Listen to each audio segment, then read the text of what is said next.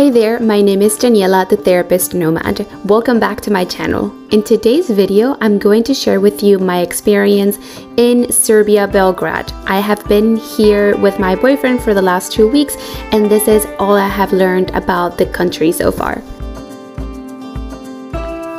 Alright, so let's start with some history and facts about Belgrade.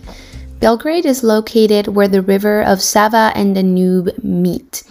This apparently was a very strategic position for wars to happen. The city battled over 115 wars. That being said, Serbians have been pretty much obligated to reconstruct and rebuild buildings after every single war. For that reason, in this video, you can appreciate the different types of architecture. Some buildings have a European style.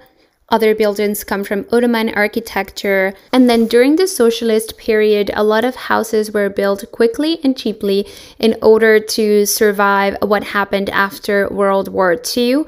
This resulted in brutalist architecture. There has been also modern looks and trends in the new buildings that are in New Belgrade.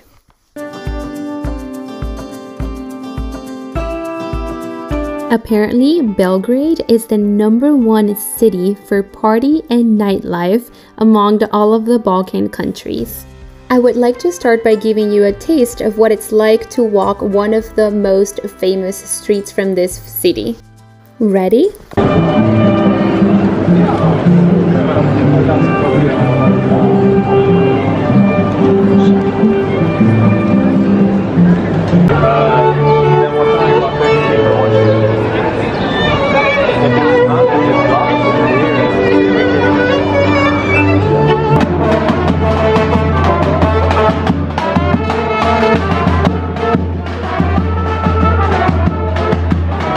Ooh, I like this song.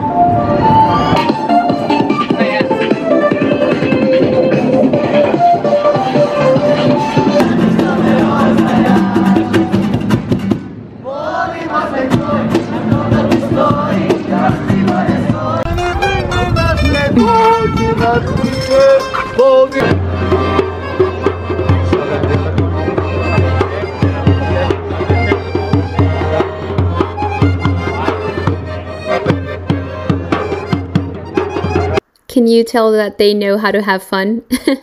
The name of this street is Nez Mihailova Street. I hope I did a good job pronouncing that. But anyway, this street is super famous because it's one of the oldest and most valuable landmarks of the city. It's 1 kilometer long and it's definitely a social point for all the people in Belgrade. On this street, you will find restaurants, shopping centers, and all the brand stores you can possibly think of. During our time on this street, we ate at Mama Shelter Belgrade, which is a hotel, restaurant, and rooftop. It was very fun. I loved the environment and the decorations. The food was tasty. The service could be improved, but overall, it was a nice experience. As recommended by our friend Jose, who's currently living in Serbia, we visited Zemun.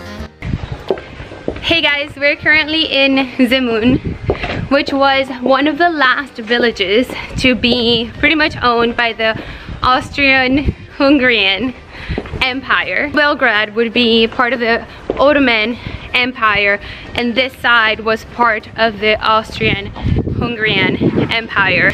Very interesting because this side of Belgrade is more influenced by Austria and Hungary. So I'm going to show you some clips to see what you think.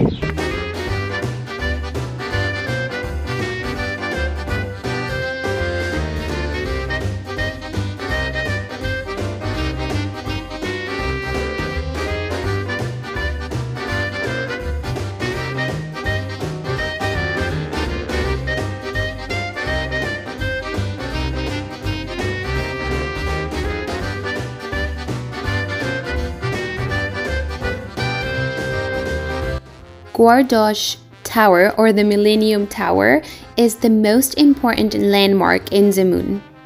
The tower was officially opened in 1896, celebrating 1,000 years of the Hungarian state.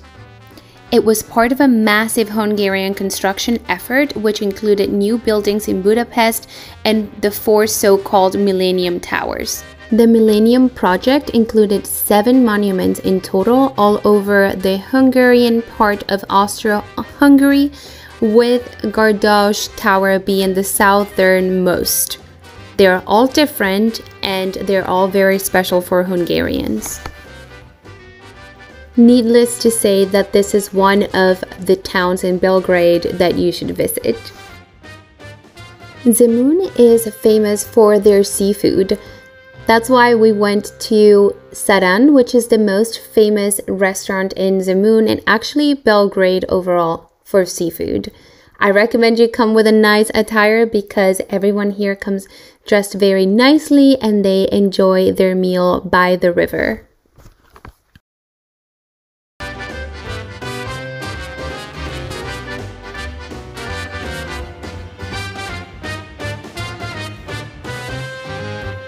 And now that we are on my favorite topic, let's keep it going.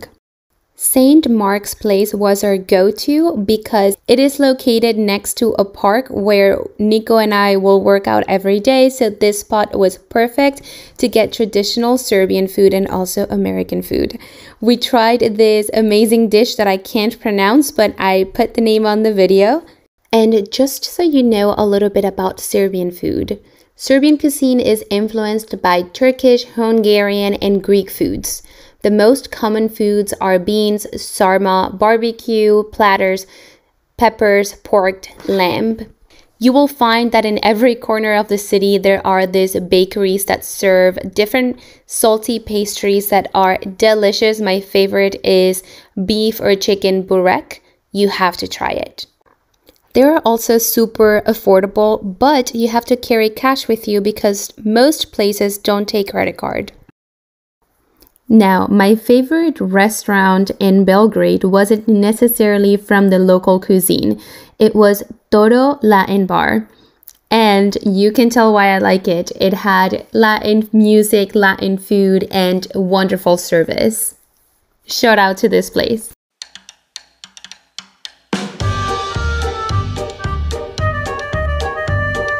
Cup with Belgian milk chocolate and hazelnut bits, so all hazelnut stuff.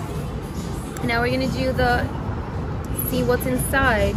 Ooh, mousse. And I thought it was gonna like explode. No, it didn't explode. On another note, I don't know what's going on in this city, but all of the dessert places are bomb. The desserts are delicious everywhere. It's the dessert. They're so good at it that even when you ask for an iced coffee, they bring you a full-blown dessert, which was 100% good, but also 100% more calories.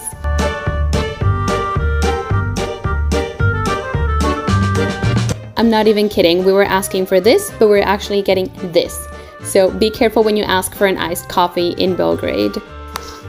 My favorite coffee and dessert experience was at Hotel Moskva. This hotel is actually a landmark of Belgrade. It's one of the most important architectural gems in the Serbia capital. And last but not least, it has the best dessert menu I've ever seen. Don't miss it.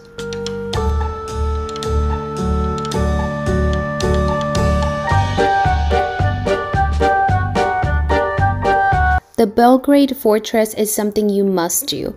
It's like a 10-minute walk from that shopping street I told you about, the Nez Mihailova Street, and it is one of the most visited attractions in Belgrade. It's located on a hill overlooking the confluence of the Sava River into the Danube River. Belgrade Fortress consists of Upper Town, Lower Town, and I can't pronounce this, but the Kalemegdan Park. The fortress is full of history because it's the core and the oldest section of the urban area of Belgrade. For centuries, the city population was concentrated only within the walls of the fortress.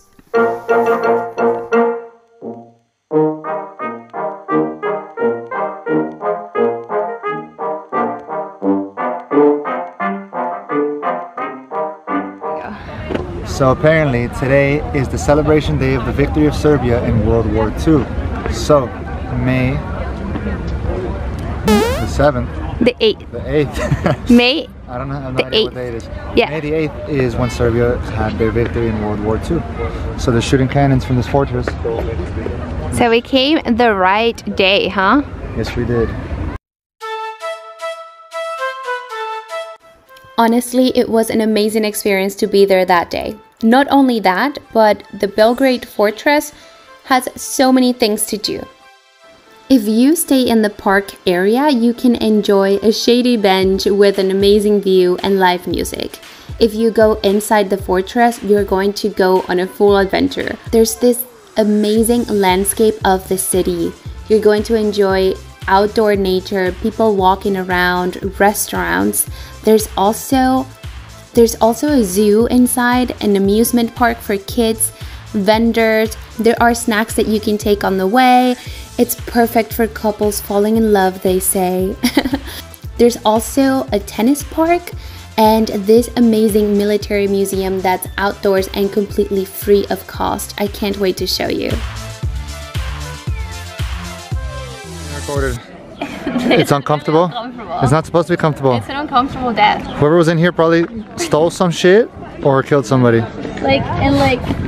Actually, he probably just like stole an apple, and that's enough to kill you. That's enough to kill back you. then. That's pretty sad. And it's a very uncomfortable death. Didn't pay his taxes.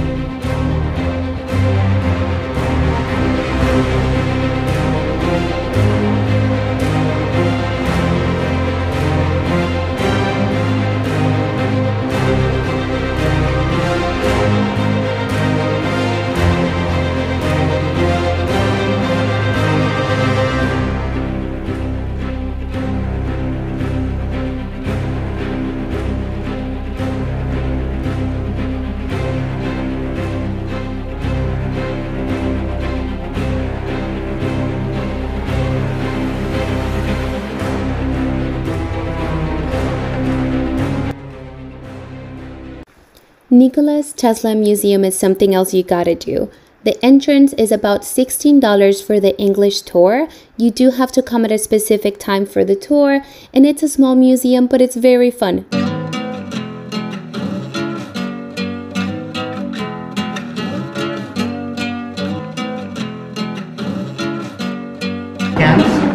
Touch the sphere. When you touch the sphere, now when I activate this machine, do you feel something? No. Why? You are connected with secondary coil. There is no air between this part of your hand, there is no lighting, so only current passes through your skin. When you raise the hand a little bit from the sphere, it hurts maybe a little bit. When you raise more, it really hurts.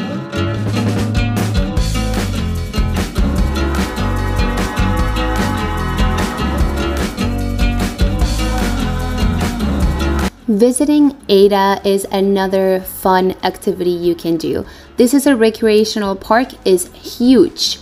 Unfortunately, I don't have a lot of nice clips to show you because it started raining in the middle of our visit here, but just so you know, it has all type of access to sports and restaurants. It's big, it's amazing, you should visit.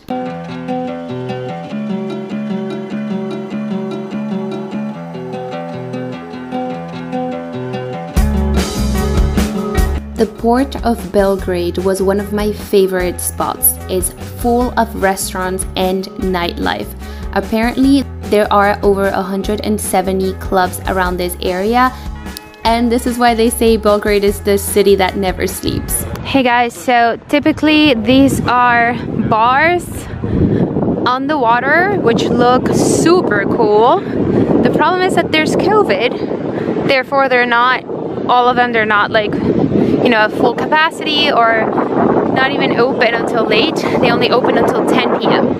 And this is the other side of the bridge or waterfront, in which there are more like restaurants and like time to spend with friends, but that's the clubbing area.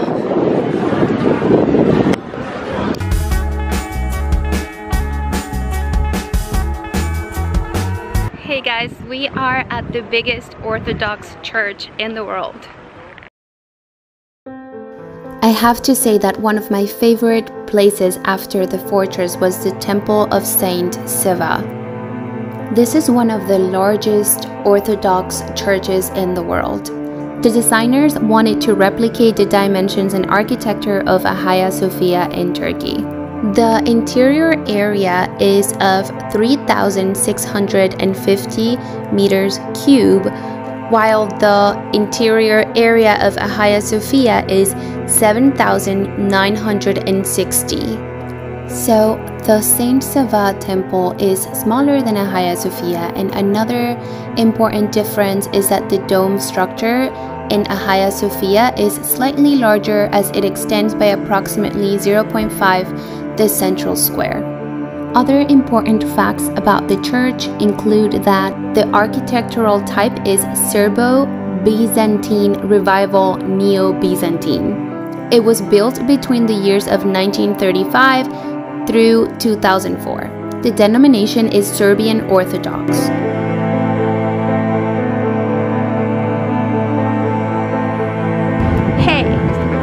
Everybody knows that. Who told you that?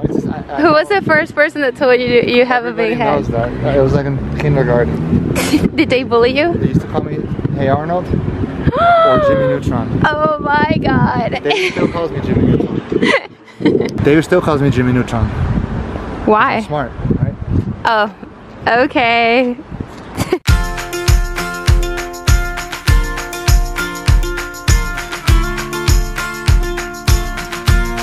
Hey there. Hi there. How are you liking Serbia? It's a pretty cool place. It's a pretty cool place. I recommend it if you have nowhere else to go. If you want to visit the Balkan countries, this is one you have to come. It's like the center of the world. It's like the center of the nightlife for the Balkans. Yeah. According to the Balkans. According to the Balkans. I mean, we have mixed feelings because some parts are really cool and some people have been really wonderful, but then we have like the complete... Are just different culture. I guess. Kind of rude. Yeah, then we've had like the complete different experiences by just... Go to Montenegro instead. Yes, go to Montenegro. Yes, I mean come here, but go to Montenegro too. Well, that's it for my video in Serbia. I hope you enjoyed it and don't forget to give me a thumbs up and subscribe to my channel. See you very soon.